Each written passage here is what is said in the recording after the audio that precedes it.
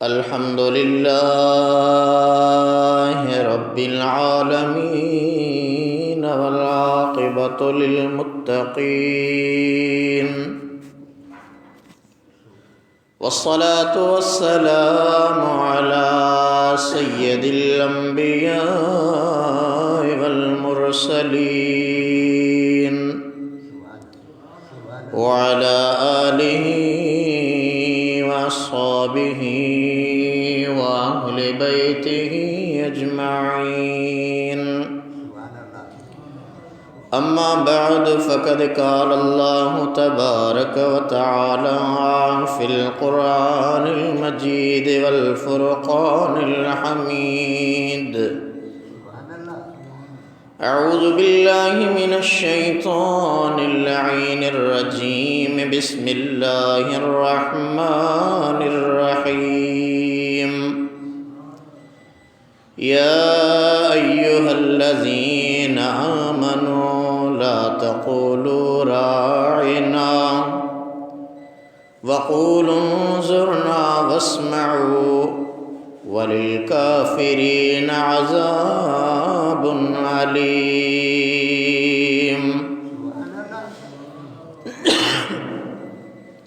आमन्तु बिल्लाहि सदक़ल्लाहुल अलियुल अज़ीम वबल्लगना रसूलुहुन नबियुल हबीबुल करीमुल अमीन। क़ाल अल्लाहु तबारक व तआला फ़ी शान हबीबिहिल करीम। इन्नल्लाह व मलाइकतहु युसल्लूना अलन नबी या अय्युहल्लज़ीना आमनू सल्लु अलैहि व सल्लिमू तस्लीमा। अल्लाहुम्मा सल्लि व सल्लिम व बारिक अला सय्यिदिना व मौलाना मुहम्मदिन व अला आलिहि व अस्हाबिहि व अहलि बैतिहि अजमईन। बिरादरान इस्लाम, वाजिबुल एहतराम मुसलमान भाइरो, दोस्तों, अजीज़ो, बुजुर्गो, मामूल मुताबिक रब्बे कायनात अज़्ज़ व जल जे पाक किताब क़ुरान मजीद फ़ुरक़ान हमीद जी सूरह बकरह मझां 104 आयत वहाँ सामईन जे साम्हूं तिलावत कई आ। अज जो जुमातुल मुबारक जो ख़ास मौजू तयशुदा न, बल्कि अल्लाह तबारक व तआला जे पाक कलाम मुक़द्दस क़ुरान करीम फ़ुरक़ान अज़ीम जे आयतुन जो तर्जमो ऐं तफसीर दरसे क़ुरान जी सूरत में अर्ज़ रखण जो इरादो आहे। ख़ालिक़ कायनात खां दुआ है त मालिक मिठो असां अवां खे पंहिंजे प्यारे महबूब सल्लल्लाहु ताला अलैहि व आलिहि वसल्लम जे सदक़े हक़ ऐं सच बयान करण जी तौफ़ीक़ अता फ़रमाए। पंहिंजे पाक कलाम मुक़द्दस जो फ़रमान ॿुधी उन जे मथां सही अमल करण जी तौफ़ीक़ अता फ़रमाए। अल्लाह ताला इरशाद फरमायो, या अय्युहल्लज़ीना आमनू ला तक़ूलू राइना वक़ूलू उन्ज़ुरना वस्मऊ वलिलकाफ़िरीन अज़ाबुन अलीम।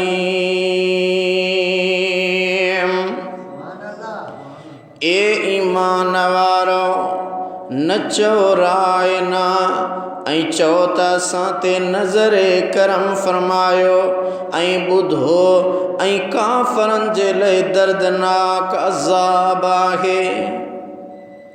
हज़रत इब्न अब्बास रज़ी अल्लाह ताला अन्हुमा खां रवायत आहे त मुसलमान नबी करीम सल्लल्लाहु अलैहि वसल्लम सां ॻाल्हाइण में का ॻाल्हि न सम्झंदा हुआ त अर्ज़ु कंदा हुआ, राइना असांजी रिआयत कयो। ऐं यहूदियुनि जी ॿोलीअ में इहो लफ़्ज़ बद दुआ जे लाइ हूंदो हो ऐं उन जी माना हुई ॿुधो अव्हां जी ॻाल्हि न ॿुधी वञे त उन्हनि हिन मौक़े खे गनीमत सम्झो ऐं चवण लॻा त पहिरियां उन नबी सल्लल्लाहु अलैहि वसल्लम खे तन्हाई में बद दुआ ॾियण जो मौक़ो मिली वियो आहे ऐं जॾहिं हुज़ूर अलैहिस्सलातु वस्सलाम जन जी ख़िदमत में ईंदा हुआ खेनि राइना चवंदा हुआ ऐं वरी पंहिंजे मुंहं सां वञी खिलंदा हुआ पर हज़रत सअद बिन मुआज़ रज़ियल्लाहु अन्हु यहूदियुनि जी ॿोली सम्झंदो हो उन जॾहिं यहूदियुनि खां इहो लफ़्ज़ ॿुधो त उन्हनि खे फ़रमायो यहूदियो अव्हां ते अल्लाह जी लानत हुजे जेकॾहिं मूं अव्हां खां आईंद हुज़ूर अलैहिस्सलातु वस्सलाम जे अॻियां अहिड़ो लफ़्ज़ ॻाल्हाईंदे ॿुधो तव्हांजो कंधु कटे छॾींदुसि।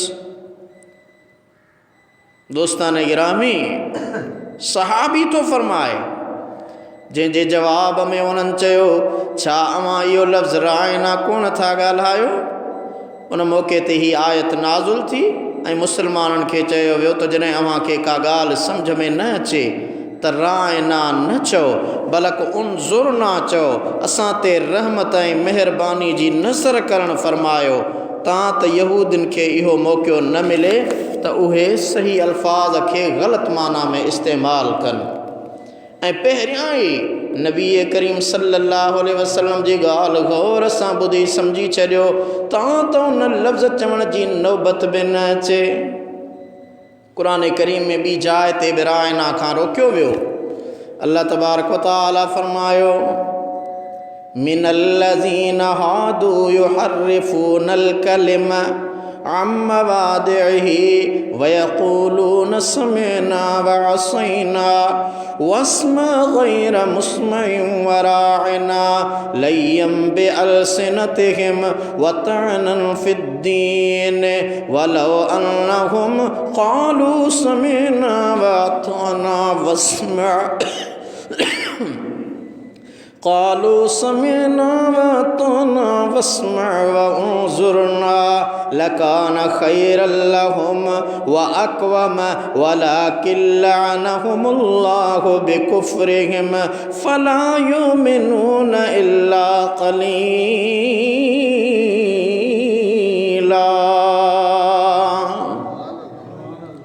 उन्हनि मां जो यहूदी थिया तौरात में नाज़ुल कयल कलमनि खे संदन जाइन खां फेराइनि था ऐं चवनि था त ॿुधो असां ई बेफ़रमानी कई असां ऐं ॿुध तूं न ॿुधल ऐं राइना जो लफ़्ज़ बि ज़ुबानूं विचड़ाए ऐं दीन में तानो करण जे लाइ चवनि था ऐं जेकॾहिं बेशक उहे चवनि हा त असां ॿुधो ऐं इताअत कईसूं ऐं ॿुधो अव्हां ऐं नज़र करम फ़रमायो त उन्हनि जे लाइ भलो ऐं वधीक सुठो हुजे हा पर अल्लाह ताला संदन कुफ्र जे करे उन्हनि ते लानत कई पोइ थोरनि खां सवाइ ईमान कोन था आणनि।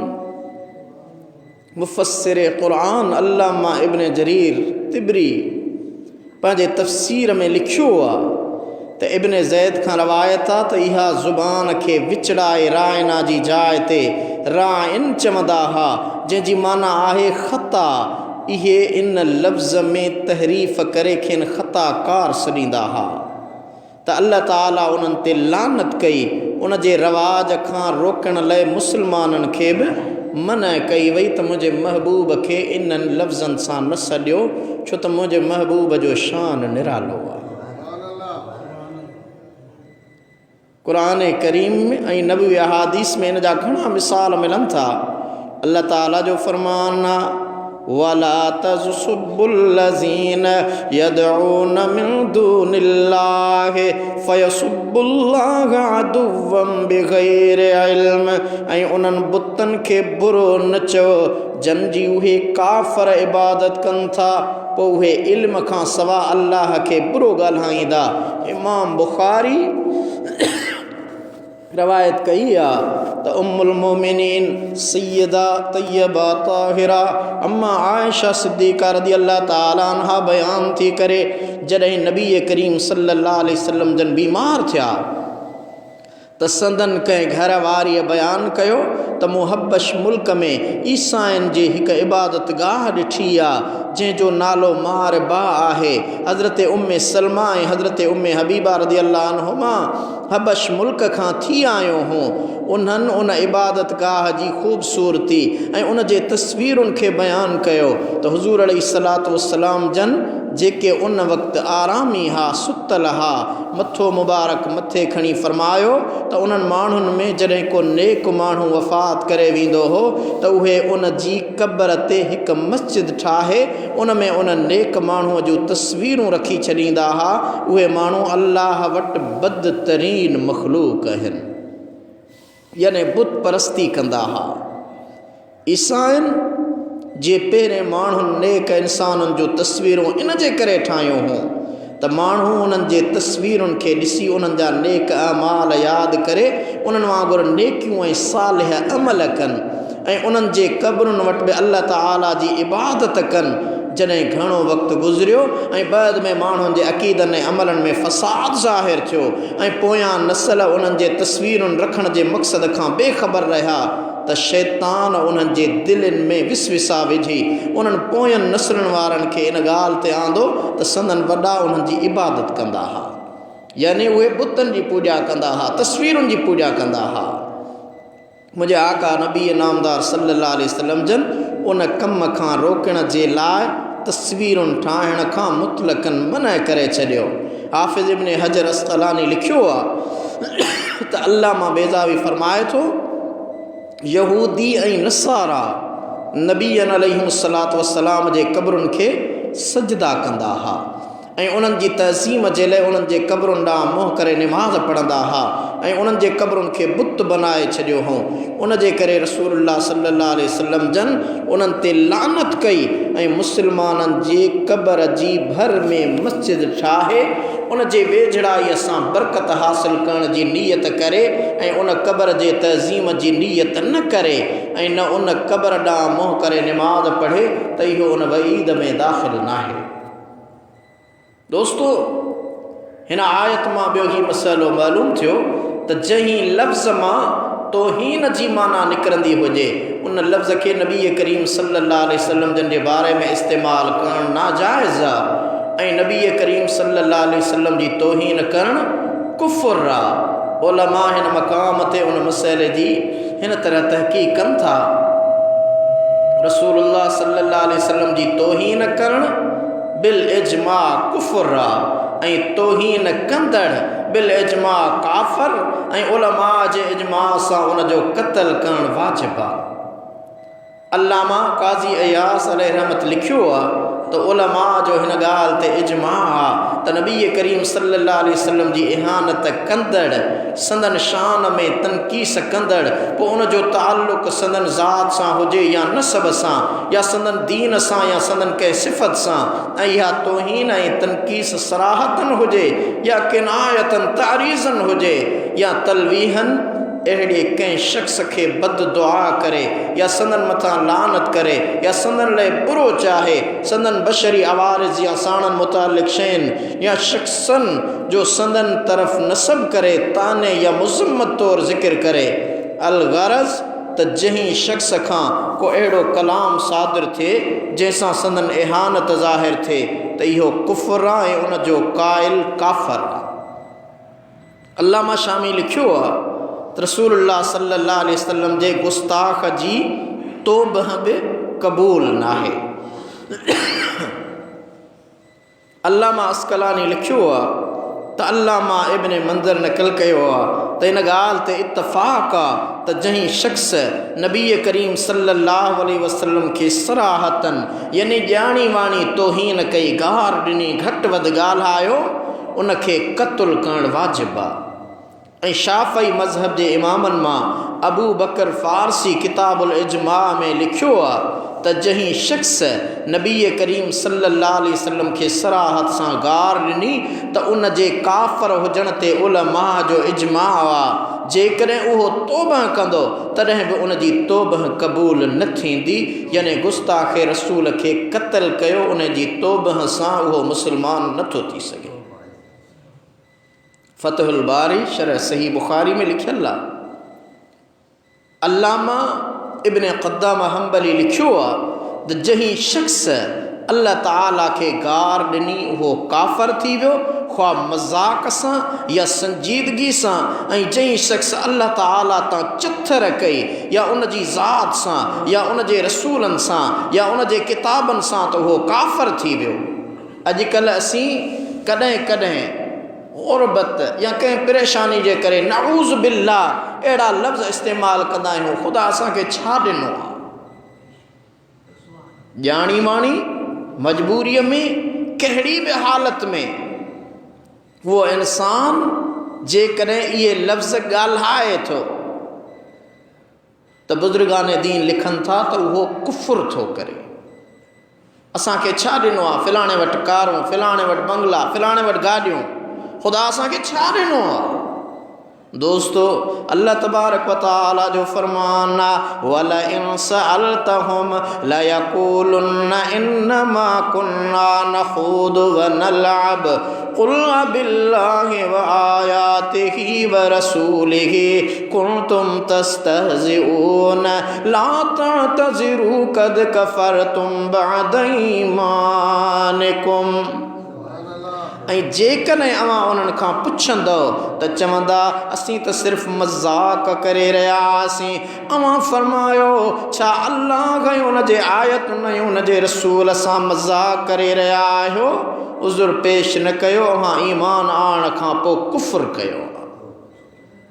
यानी कंहिं नेमत जी नाशुक्री ख़ुदाए ज़ात ख़ुदाए अज़्ज़ व जल जी ज़ात जे लाइ अहिड़ो जुमिलो ॻाल्हाइण कुफ़ुर आहे।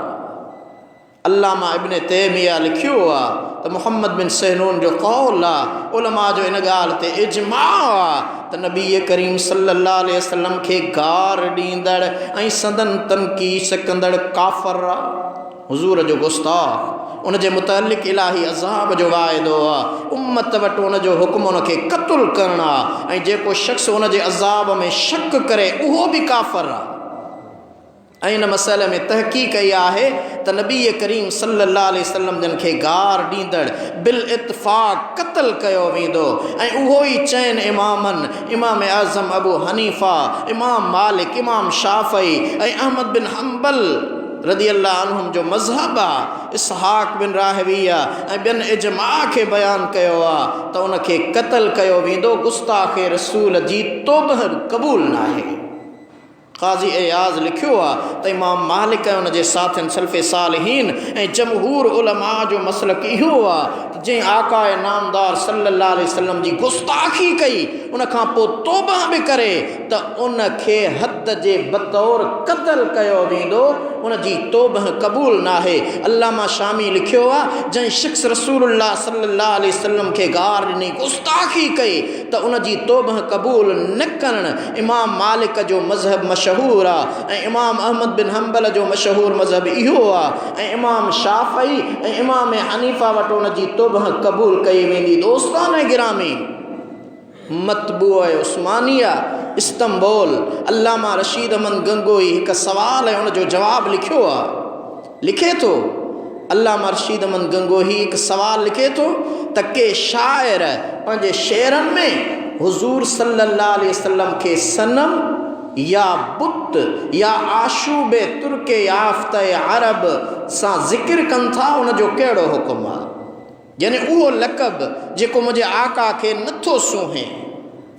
उन जो जवाबु लिखे थो त इहे अल्फाज़ चवण वारो जेतोणीक हक़ीक़ी माना में मानी ज़ाहिरा मुराद नथो वठे बल्कि मजाज़ी माना मुराद वठे थो, पर इन जे हूंदे बि गुस्ताखीअ जो वहम यानी तौहीन अल्लाह ताला जी पाक ज़ात ऐं उन जे प्यारे रसूल सल्लल्लाहु अलैहि वसल्लम जे ईज़ा खां ख़ाली न आहे। इहो ई सबबु हो जो क़ुरान करीम में रायना लफ़्ज़ जे चवण खां मना फ़रमायो ऐं उन जे बजाय उन ज़ुरना जो लफ़्ज़ अर्ज़ करण जो इरशाद फ़रमायो। हालांकि सहाबे किराम जी नीयत या मुराद यहूदन वारी न हुई, पर यहूदन जी ख़ुशी मुझे आका रहमत वारे हबीब जे ईज़ा ॾियण ऐं गुस्ताखी जो वहम पैदा कंदड़ लफ़्ज़ हो। इन जे करे हुकुम थियो ला तक़ूलू राइना वक़ूलू ज़ुरना। ऐं अहिड़ी तरह सहाबा किराम रिदवानुल्लाह अलैहिम हुज़ूर अलैहिस्सलातु वस्सलाम जे अॻियां वॾे आवाज़ सां ॻाल्हाइण बि ख़राब नियत सां न हो, बल्कि आदत ऐं तबीयत तौर हूंदो हो। पर जॾहिं त अज़ियत ऐं संदन मक़ाम जी परवाह न करण जे करे संदन अज़ियत जो बाइस हो। मुंहिंजे महबूब आका जा सहाबी जॾहिं मुंहिंजे महबूब जे साम्हूं ॾाढियां ॻाल्हाईंदा हुआ। कॾहिं कॾहिं पाण कचहरी में वेठा हूंदा आहियूं ऐं अणॼाणाई में हिकिड़ो माण्हू ॾाढियां ॻाल्हाईंदो आहे। हुज़ूर जे साम्हूं महफ़िल मुहम्मदी में जेकॾहिं को सहाबी अणॼाणाईअ में ॾाढियां बि ॻाल्हाईंदो हो, अल्लाह जी ज़ात बाबरकात खे इहो बि पसंदि न आयो। अल्लाह तबारक व तआला जी ज़ात बाबरकात सूरह हुजरात जे अंदरि आयत नंबर 2 इरशाद फरमायो, या अय्युहल्लज़ीना आमनू ला तरफ़ऊ अस्वातकुम फ़ौक़ सौतिन नबी वला तजहरू लहू बिलक़ौल कजहरि बअदिकुम लिबअद अन तहबत अअमालुकुम व अंतुम ला तशउरून।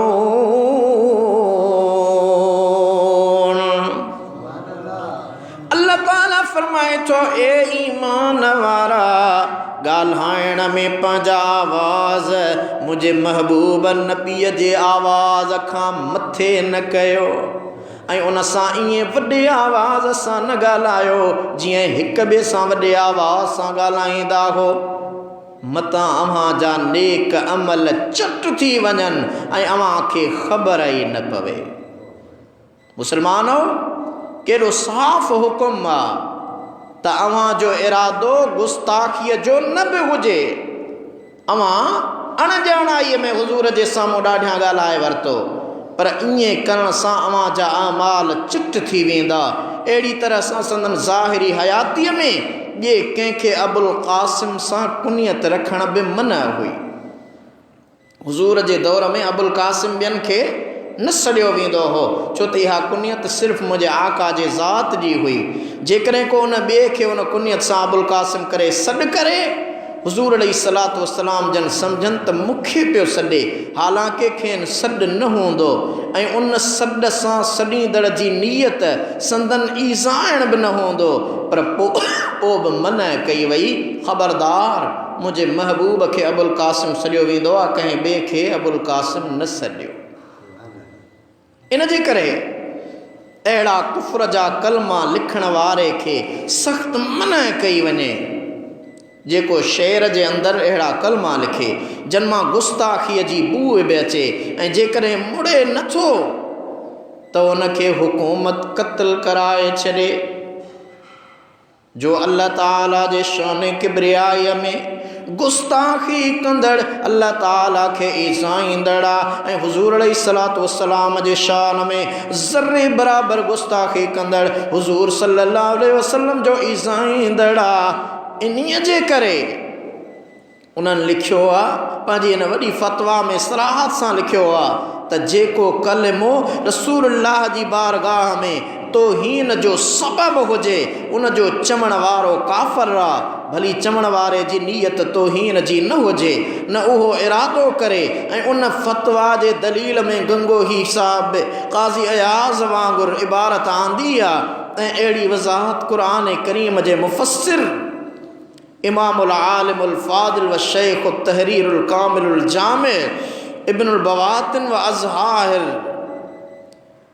मुफ़ख्खिरुल अमासिल वल अकाबिर ख़ातिमतुल मुफ़स्सिरीन व क़ुदवत अरबाबिल हक़ीक़त वल यकीन फ़रीद इवानिही व कुतुब ज़मानिही शेख जमील उलूम मौलाना मौला रूम भी खोले लिखी आहे। हुज़ूर सल्लल्लाहु अलैहि वसल्लम जे शान में गुस्ताखी करण, अहिड़ी ॻाल्हि करण, अहिड़ो जुमिलो करण, मुंहिंजे आका रहमत वारे हबीब जी शरीयत उनखे वाजिबुल क़त्ल करार ॾिनो आहे। अॻिते अल्लाह तबारक व तआला सूरह बकरा जी आयत 153 में इरशाद फरमाए रहियो आहे, या अय्युहल्लज़ीना आमनुस्तईनु बिस्सब्रि वस्सलाह इन्नल्लाह मअस्साबिरीन।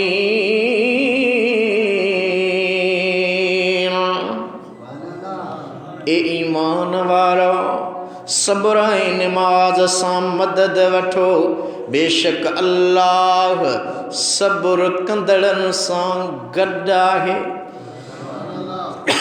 दोस्तो, हिन आयत में ॿिनि वजहनि सां सब्र जो हुकुम ॾिनो वियो आहे। हिकु उन जे करे जो काबे शरीफ़ खे क़िबलो बनाइण ते यहूदी एतराज़ कंदा हुआ ऐं मुस्लमाननि खे ताना हणंदा हुआ। उन ते मुस्लमाननि खे अज़ियत पहुचंदी हुई त ईमान वारनि खे उन ते सब्र करण जो हुकुम ॾिनो वियो।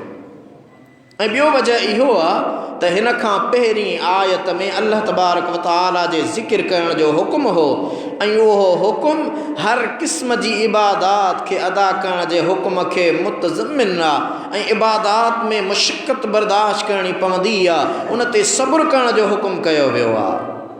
टियों वजह इहो आहे त हिन खां पहिरियां आयत में शुक्र करण जो हुकुम ॾिनो वियो हो ऐं नेमत मिलण ते शुक्र अदा कयो वेंदो आहे। शुक्र करण जो हुकुम त हिन आयत में इहो ॿुधायो वियो त जहिड़ी तरह नेमत मिलण ते अल्लाह ताला जो शुक्र कयो वेंदो आहे, अहिड़ी तरह नेमत ज़ाइल थियण ते सब्र करण वाजिबु आहे ऐं सब्र करण सां गॾु निमाज़ जो बि हुकुम कयो वियो आहे, जो मुसीबतुनि जे अचण जे करे सब्र सां गॾु निमाज़ सां मदद हासिल कई वेंदी आहे। इमाम अहमद पंहिंजी सनद सां हज़रत हुज़ैफ़ा रज़ियल्लाहु अन्हु खां रवायत आंदी आहे त जॾहिं रसूलुल्लाह सल्लल्लाहु अलैहि वसल्लम जन खे का मुसीबत दरपेश ईंदी हुई त मुंहिंजा आका मदीने वारा साईं निमाज़ पढ़ंदा हुआ। असां कॾहिं ईअं कयो आहे? जॾहिं का तकलीफ़ अचे त असीं वज़ू करे निमाज़ पढ़ूं?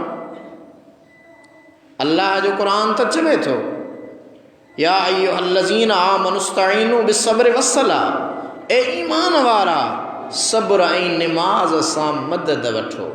उन मुसीबत ते असीं सब्र कयूं, उन ॾुख ऐं ग़म ते असीं सब्र कयूं ऐं निमाज़ पढ़ूं, जेका इमाम आली मक़ाम हज़रत इमाम हुसैन अलैहिस्सलाम करे ॾेखारियो। सब्र बि कयूं त निमाज़ बि अदा कयूं। इहो ई क़ुरान करीम जो हक़ीक़ी पैगाम आहे। ईमान वारनि खे अॻिते अल्लाह तबारक व तआला सूरह बकरा जी 172 आयत में हुकुम ॾेई रहियो आहे, या अय्युहल्लज़ीना आमनू कुलू मिन तय्यिबाति मा रज़क़नाकुम वश्कुरू लिल्लाहि इन कुंतुम इय्याहु तअबुदून।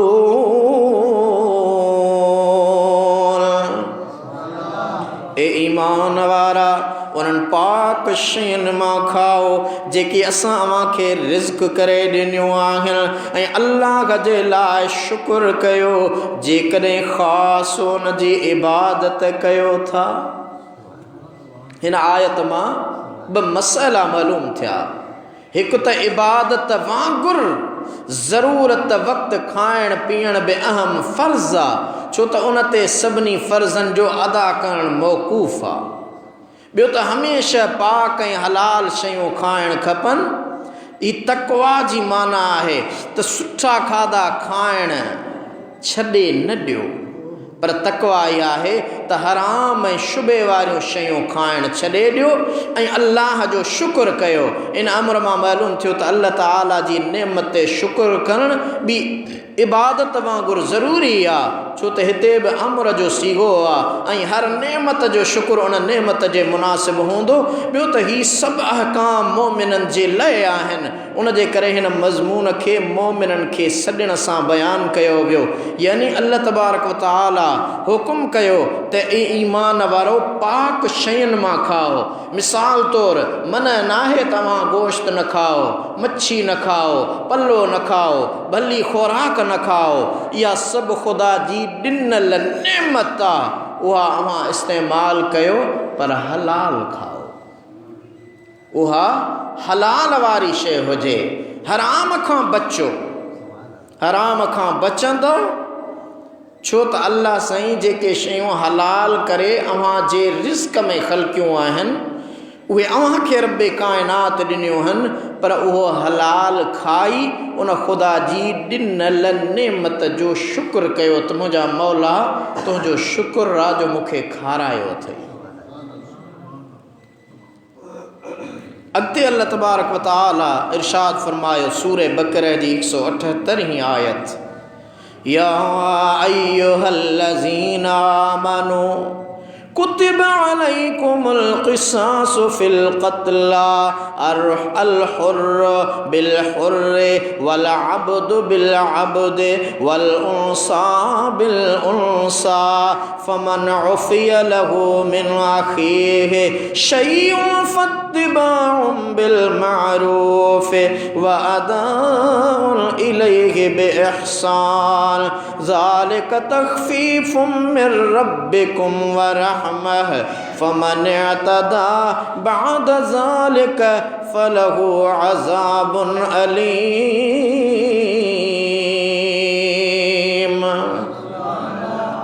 अल्लाह से फरमाए तो ए ईमान वारा अवां जे क़त्ल कयलन में क़िसास फ़र्ज़ कयो वियो आहे। आज़ाद कुठो वेंदो एवज़ आज़ाद जे ऐं बानो एवज़ बाने जे ऐं औरत एवज़ औरत जे।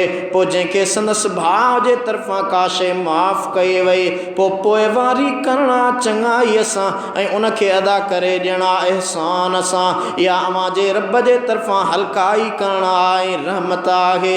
पोइ जंहिं उनखां बाद तजावुज़ कयो त उन जे लाइ दर्दनाक अज़ाब आहे। मुसलमानो, इस्लाम खां अॻु अरब में दस्तूर हो त जेकॾहिं कंहिं ताक़तवर कबीले जो को माण्हू क़त्ल कयो वेंदो हो त उहे उन क़त्ल जे बदिले में सिर्फ़ हिक क़ातिल जे क़त्ल ते किफ़ायत न कंदा हुआ, पर उन जे कबीले जा 10 20 माण्हू क़त्ल करणु पंहिंजो हक़ सम्झंदा हुआ। मिसाल तौरु कंहिं क़ौम जो सरदार क़त्ल थियो त उहे माण्हू चवंदा बाबा असांजो सरदार क़त्ल थियो आहे, हिकिड़े जे बदिले असां 10 माण्हू मारींदासीं। जेकॾहिं उन्हनि जे आज़ाद माण्हूअ खे कंहिं कबीले जे ग़ुलाम क़त्ल करे वेंदो त उहे उन ग़ुलाम जे बजाए उन्हनि जे आज़ाद माण्हू खे क़त्ल कंदा हुआ। इन दस्तूर ते उहे कई सदियूं हलिया ऐं अरब पंहिंजे नस्ली वॾाई ऐं बरतरी इन नमूने सां बरक़रार रखंदा हुआ। जॾहिं अल्लाह ताला पंहिंजे प्यारे महबूब सल्लल्लाहु अलैहि वसल्लम ते क़ुरान करीम नाज़िल फरमायो त क़ुरान करीम उन ग़लति सोच खे हिकदमि ख़त्म कंदे हुकुम ॾिनो त क़त्ल करण जे एवज़ क़त्ल कंदड़ी कुठो वेंदो, यानी जेको मक़तूल आहे उन हिकिड़े माण्हूअ खे अव्हां क़त्ल कयो, चाहे उहो मर्द हुजे या औरत, आज़ाद हुजे या बानो।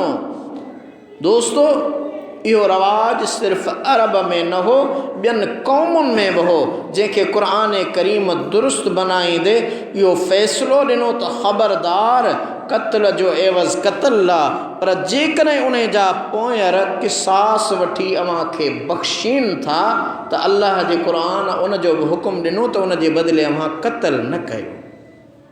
असां वटि क़बीलाई तकरारनि में सभई जानियूं ज़ाया थी वियूं, को इंसानियत जो अहसास नाहे, को उन जी हुकूमत समेत पोइवारी करण जे लाइ तयारु नाहे त ही बेजा क़त्ल छो पिया थियनि, बेगुनाह इंसानियत जो रत छो थो वहायो वञे। इहो अॻे दौर में बि हो, पर जॾहिं मुंहिंजे महबूब आका ते अल्लाह जो क़ुरान नाज़िल थियो, क़ुरान करीम उन जो फ़ैसिलो ॿुधाए छॾियो त असां जेकॾहिं उन अल्लाह जे क़ुरान करीम जे हुकुम ते अमल कयूं त इंसान ग़लति राह वठंदो ई न। अॻिते अल्लाह तबारक व तआला सूरतुल बकरह जी आयत 183 में इरशाद फरमायो, या अय्युहल्लज़ीना आमनू कुतिब अलैकुमुस्सियाम कमा कुतिब अलल्लज़ीन मिन क़ब्लिकुम लअल्लकुम तत्तकून।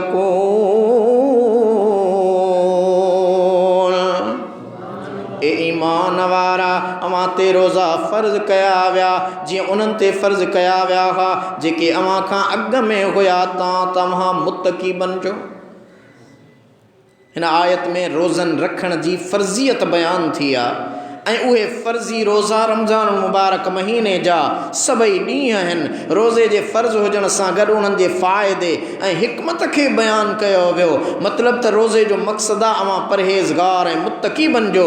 रोज़े जो मक़सदु इहो न आहे त खाइण पीअण ऐं घरवारीअ सां वेझो वञण खां बचो, पर सभिनी बुछड़ियुनि आदतुनि ऐं बुरनि कमनि मां हथ कढी वञो। अवां बुख में बेताब आहियो, अवां उञ में तड़पी रहिया आहियो, अवांखे केरु ॾिसे बि कोन थो। थधो पाणी ऐं लज़ीज़ खाधो अवां वटि रखियो आहे, पर अवां उन ॾे हथ बि नथा वधायो, छा अखि खणी बि नथा निहारियो। इन जो वजह सिर्फ़ु इहो आहे तव्हांजे पाक रब जो हुकुम अहिड़ो आहे। हाणे जॾहिं हलाल शयूं अवां पंहिंजे रब जे हुकुम सां छॾे ॾिनियूं त उहे शयूं जेके अल्लाह ताला हमेशह जे लाइ हराम कयूं उन्हनि खे त असुल वेझा बि न वञो।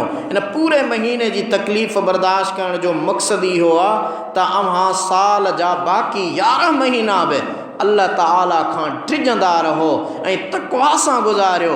जेकी माण्हू रोज़ा त रखनि था पर कूड़ ऐं गिला ऐं बुरी नज़र खां नथा बचनि, उन्हनि जे लाइ मुंहिंजे आका मदीने वारे मीर फरमायो मल्लम यदो क़ौल ज़ूर वल अमल बिही फलैस लिल्लाहि हाजतन फी अम्बदा तामत व शराबह। मुंहिंजे आका फरमायो जंहिं कूड़ ॻाल्हाइण ऐं उन ते अमल करण न छॾियो त अल्लाह ताला खे उन जे खाधे ऐं पाणी छॾण जी ज़रूरत नाहे। ऐं कमा कुतिब अलल्लज़ीन मिन क़ब्लिकुम, जीअं उन्हनि ते फ़र्ज़ कया विया हुआ जेके अव्हां खां अॻु में गुज़रिया मां साबित थियो त हज़रत आदम खां वठी हुज़ूर सल्लल्लाहु अलैहि वसल्लम ताईं जेकी अॻु में उम्मतूं गुज़रियूं हुयूं उन्हनि ते बि रोज़ा फ़र्ज़ हा। 6 आयत ही अल्लाह ताला जो ईमान वारनि खे मुख़्तलिफ़ मुआमलनि ते जेको ख़िताब आहे। अॼु मुंहिंजे दर्स क़ुरान जो मौज़ू इहो आहे। अल्लाह साईं फरमाए थो सूरह बक़रा आयत 208 में या अय्युहल्लज़ीन आमनु दुखुलू फिस्सिल्मि काफ़ह वला तत्तबिउ खुतवातिश शैतान इन्नहु लकुम अदुव्वुम मुबीन।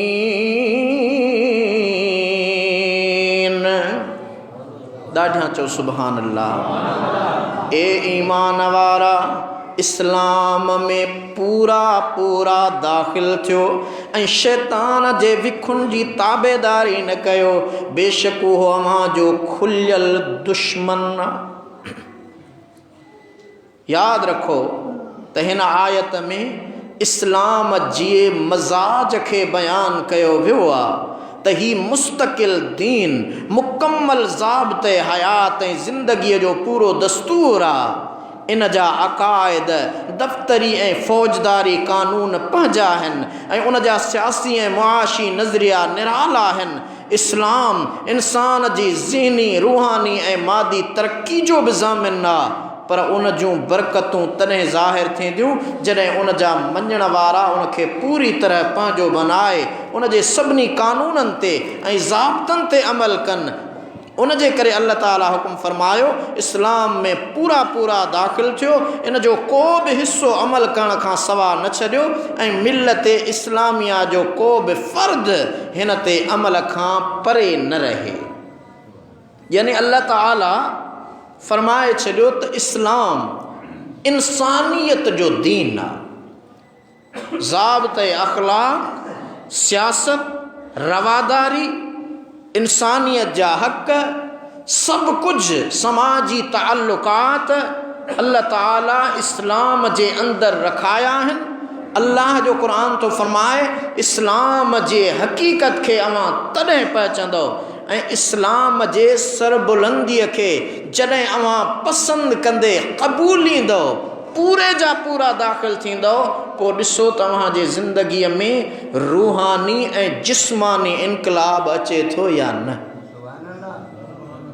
पूरे जा पूरा दाख़िल यानी सदड़िया न थियो, वर्बली सिर्फ ज़ुबानी इकरार न कयो, इकरारुम बिल लिसान व तस्दीकुम बिल क़ल्ब, जेका शइ ज़ुबान सां कयो दिल सां उन खे मञी करे उन ते अमल बि कयो। सूरे बकरा आयत 254 अॻिते अल्लाह सां ईमान वारनि खे फरमाए रहियो आहे, या अय्युहल्लज़ीना आमनू अनफ़िकू मिम्मा रज़क़नाकुम मिन क़ब्ल अन यातिय यौमुल ला बैयुन फ़ीहि वला ख़ुल्लतुन वला शफ़ाअह वल काफ़िरून हुमुज़ ज़ालिमून।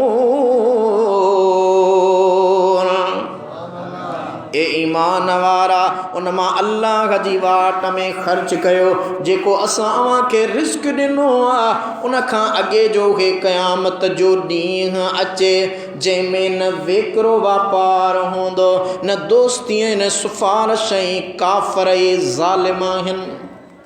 हिन आयत जे लफ़्ज़नि खे सित ही नज़र सां ॾिसण वारा शफ़ाअत जो ऐं अल्लाह ताला जे प्यारनि बाननि जी मुहबत ऐं दोस्तीअ जो फ़ाइदे ॾियण जो इनकार करे माण्हुनि खे गुमराह कंदा आहिनि त मियां क़यामत में कंहिंजी बि शफ़ाअत या दोस्ती कमु न ईंदी। पर क़ुरान करीम जे सभिनी आयतुनि ऐं महबूब मुस्तफ़ा करीम सल्लल्लाहु अलैहि वसल्लम जे हदीसुनि ते गौर करण सां साबित आहे त मोमिननि जे लाइ शिफ़ाअत हक़ आहे। क़ुरान करीम जे वॾे ॼाणू मुफ़स्सिर अल्लामा फ़ख़्रुद्दीन राज़ी अलैहि रहमत पंहिंजे लिखियल क़ुरान करीम जे तफसीर में हिन आयत जो तफसीर कंदे लिखियो आहे त सभु दलील इन ॻाल्हि ते दलालत था कनि त मोमिननि जी दोस्ती ऐं मुहबत हिक ॿिए जे लाइ फ़ाइदेमंद आहे ऐं मोमिननि लाइ शफ़ाअत साबित आहे। क़ुरान पाक जो अहादीस ऐं आसार सां तफ़सीर लिखंदड़ अल्लामा जलालुद्दीन सुयूती अलैहि रहमत हिन आयत जे तफ़सीर में लिखियो आहे त क़यामत में सिर्फ़ परहेज़गारनि जी दोस्ती कमु ईंदी ऐं उहा ई काराइती आहे। शिफ़ाअत अल्लाह जंहिंखे चाहे, जंहिंखे इजाज़त ॾे उहो ज़रूरु कंदो। 8 आयत ईमान वारनि जे लाइ हुकुम अल्लाह ताला सूरे बकरा जी 264 आयत में फरमाए रहियो आहे, या अय्युहल्लज़ीना आमनू ला तुबतिलू सदक़ातिकुम बिल मन्नि वल अज़ा कल्लज़ी युनफ़िकु मालहू रिआअन नास वला युमिनु बिल्लाहि वल यौमिल आखिर। ए ईमान वारा पंहिंजा सदका ख़ैर ऐं ख़ैरात थोरो करण ऐं ईज़ा ॾियण सां बातिल न कयो। इन वांगुरु जेको पंहिंजो माल माण्हुनि खे ॾेखारण जे लाइ ख़र्च करे थो ऐं अल्लाह ऐं क़यामत जे ॾींहं ते ईमान नथो आणे। दोस्तान गिरामी हिन आयत में मुनाफ़िक ऐं रिया कंदड़ जे अमल जो मिसाल आहे त जहिड़ी तरह पत्थर ते मिट्टी नज़र ईंदी आहे पर जॾहिं बरसाति वसंदी आहे त उन मिट्टीअ खे वहाए वेंदी आहे ऐं पत्थर ई रहिजी वेंदो आहे। मुनाफ़िक जे ख़ैर वारे अमल जी बि इहा हालत हूंदी आहे जो बज़ाहिर ॾिसण में घणो हूंदो आहे, 100 देगियूं 500 देगियूं 1000 देगियूं कई वॻा मुख़्तलिफ़ ख़ैरात जा नमूना, पर क़यामत जे ॾींहुं उहो ईअं गुम थी वेंदो जीअं पत्थर तां मिट्टी लही वेंदी आहे। पत्थर ते मिट्टी पियल हुजे, तेज़ बरसाति पवंदी आहे त उहा मिट्टी लही वेंदी आहे ऐं पत्थर साफ़ ज़ाहिर हूंदो आहे। मुंहिंजे आका रहमत वारे हबीब सल्लल्लाहु अलैहि वसल्लम फरमायो, इयाकुम वल इम्तिनान बिल मारूफ़ फ़इन्नहु युब्तिलु शुक्र व यमहकुल अज्र। मुंहिंजे आका फरमायो, पाण खे चङाईअ जे बदिले ऐं उन ते एहसान करण खां बचायो, छो त उहो शुक्र खे ख़तमु थो करे ऐं अज्र खे मिटाए थो छॾे। मुंहिंजे आका सल्लल्लाहु अलैहि वसल्लम जन ईअं फरमाइण खां पोइ हीअ आयत इरशाद फरमाई, तव्हां जेको ख़ैर कयो था ख़ैर जी सूरत में ॾेई ॾुखायो न, ॾियो त ॿिए खे अज़ियत न ॾियो, तकलीफ़ न ॾियो। ए मियाँ ज़कातूं बि तोखे ॾियां, ए मियाँ ख़ैरातूं बि तोखे खारायां, ए मियाँ ईद बरादत आऊं तुंहिंजे ॾुख सुख में शामिलु थियां, पोइ बि मुंहिंजी हीअ ॻाल्हि नथो मञी, पोइ बि मुंहिंजो हीउ कमु नथो करीं। अल्लाह जे क़ुर मना कई आहे, ख़बरदार ए बंदा, जे तूं ईअं कंदे त तुंहिंजूं कुल ख़ैरातूं ईअं ख़तमु थी वेंदियूं जीअं पथर जे मथां बरसाति पवण खां पोइ मिटी छणी वेंदी आहे। उहा तुंहिंजी कयल ख़ैरात तोखे कमु न ॾींदी। इहा मुनाफ़िक़त आहे, मुहबत नाहे। अल्लाह तबारक व तआला असां अव्हां सभिनी ईमान वारनि जे लाइ कई ख़िताबात या अय्युहल्लज़ीन आमनू जो जॾहिं लफ़्ज़ ईंदो आहे त यकीनन रब काइनात जे तरफ़ खां ईमान वारनि खे ई ख़िताब कयो वेंदो आहे। त दोस्तान गिरामी, हिननि आयतुनि जे अंदरि हिकु त अव्हां मुंहिंजे आका रहमत वारे हबीब सल्लल्लाहु तआला अलैहि व आलिहि वसल्लम जे शान जे हवाले सां जेके आयतूं ऐं इबारतूं ॿुधियूं त गुस्ताख़ रसूल जी कॾहिं बि माफ़ी नाहे। जेको आका जे शान में गुस्ताखी करे थो कॾहिं माफ़ी नाहे, ऐं गुस्ताख़ रसूल तौबह करे थो त उन जी तौबह क़बूल नाहे। गुस्ताख़ रसूल जी तौबह बि क़बूल नाहे। हा, उन जो हल कीअं थींदो? अल्लाह जे क़ुर फ़ैसिलो ॾिनो त उनखे क़तल कयो, पोइ उहो गुस्ताखीअ वारो उन तां ॾोह ख़तमु थी सघे थो। यानी उन खे क़तल करणी आख़िरी हल आहे।